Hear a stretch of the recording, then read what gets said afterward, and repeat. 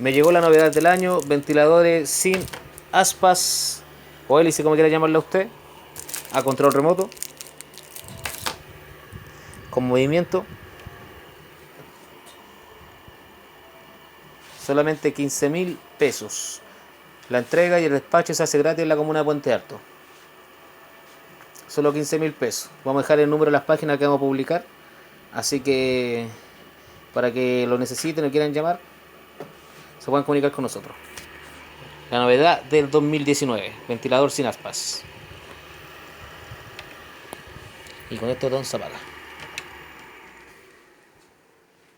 ¿Listo?